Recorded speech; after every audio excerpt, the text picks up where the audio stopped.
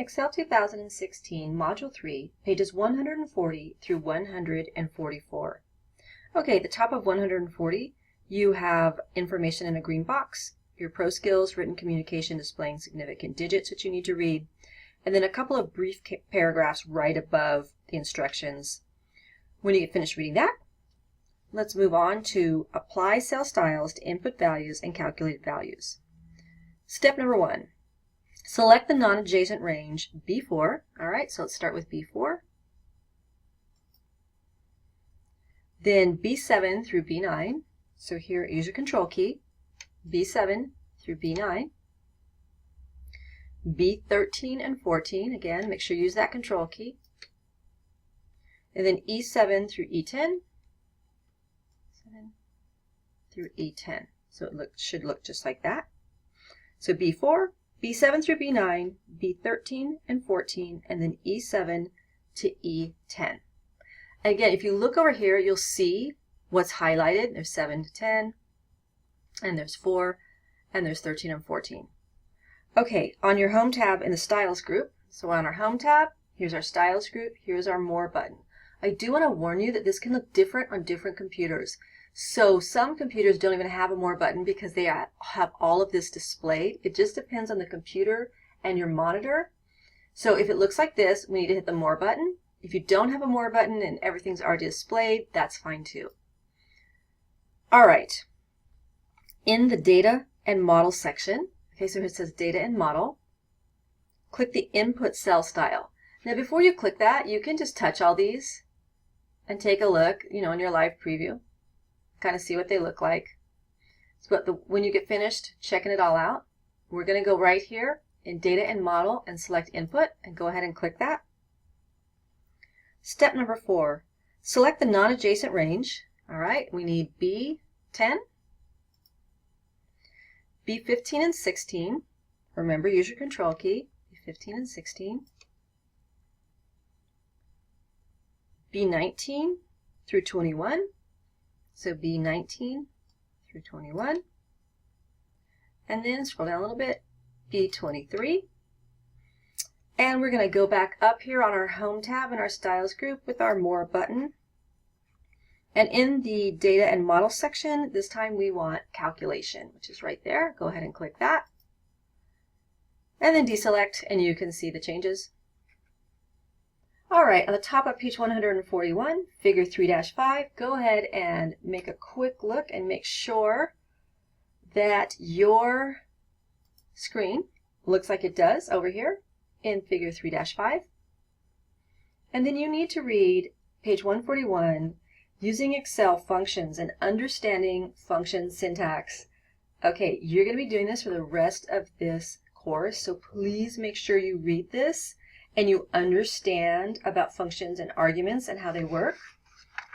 And then flip over to page 142 and read everything in figure 3-6, which explains about the common math trig and statistical functions that we use, which are average, count, count A, int for integer, max, median, min, rand for random, round, and sum.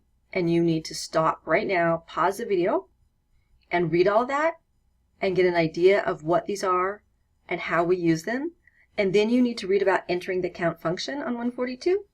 And then on top of 143 about counting text. So pause and go read all that. All right, on page 143, to count the number of years in the corn yield history. All right, we're going to go to the yield history worksheet. And we're going to click on cell B5. And we're going to put in our first count function. All right, equals count.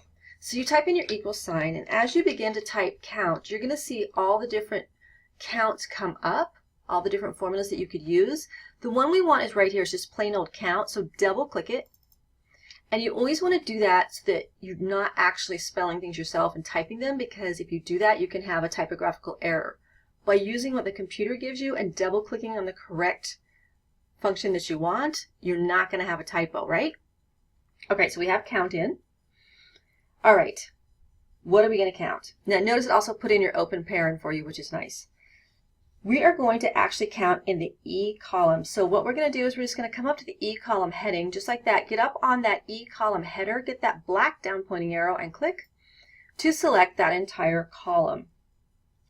Now we need to type our closing parenthesis. So your formula should say equals count open paren E through E closed paren. When you have that, go ahead and hit your enter key and you should come up with the number 22. It counted each one of these and told you how many of these cells in column E have numbers in them, and 22 is the correct answer. Okay, at the bottom of page 143, you need to read nesting the round and average functions. Nesting can be a little bit complicated, so please make sure you read that. Do not skip on and go to 144 until you've read that. But once you've read that, read the top of 144. Seriously, stop right now and do it. All right, now we can move on. To analyze the corn yield history, click on cell B6. You want to enter the nested function in this cell. And obviously, someone already did this ahead of time, so I'm just going to quietly press my delete key so that you won't see that I already had that formula in there, so pretend like I did it. So look at me in my blank cell. Okay, type in equals round. Remember, always use these as they come up and double click them. Okay, so equals round, it puts in your open parentheses, and we are going to put in average. Same thing, as this comes up, make sure you get the right average because there's many different ways. So now it says equals round, open paren, average, open paren, correct? And we want column E again. So now it says equals round, open paren, average, open paren, E colon E, and we need to close that off with a closed parentheses. And now you need to type a comma. Okay, if you pressed your enter key, that's okay. You can go back up and you can edit this formula.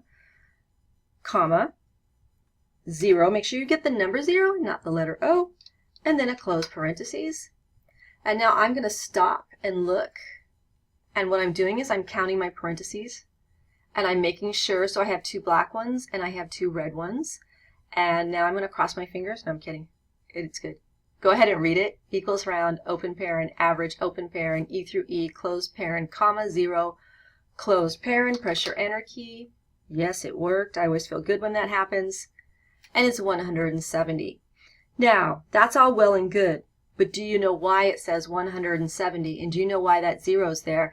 Because if you don't, you need to stop right now and you need to read, because again, you just click the buttons like I'm telling you to, but then when you get to your homework and the cases and it tells you to go do something like this, you need to understand how to read that formula and what that 0 means and why it's there. And it tells you on page 144 exactly why it's there. So go back and read it if you don't know. All right, when you finish that, you're done for this one. So go ahead and click your save button and you're ready to move on to the next video.